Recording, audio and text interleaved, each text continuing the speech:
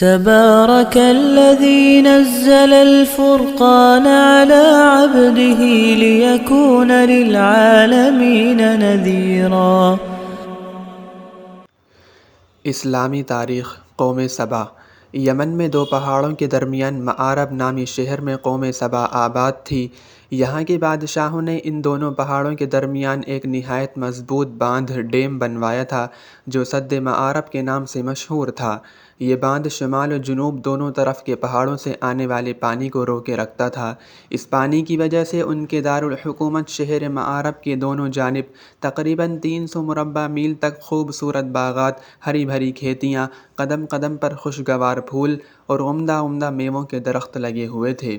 قوم سبا ایک زمانے تک اللہ کے احکام پر عمل کرتی رہی، مگر پھر وہ ان نعمتوں میں پڑ کر ایک اللہ کو بھول گئی اور کفر و نافرمانی میں مبتلا ہو گئی۔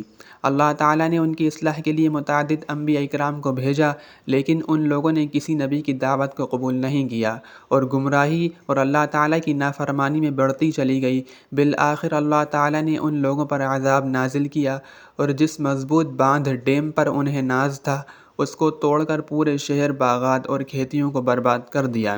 اللہ تعالیٰ نے قرآن میں ان کا تذکرہ کرتے ہوئے فرمایا، ہم نے ان لوگوں کے کفر و نافرمانی کا یہ بدلہ دیا اور ہم کفر و نافرمانی کا اسی طرح بدلہ دیا کرتے ہیں۔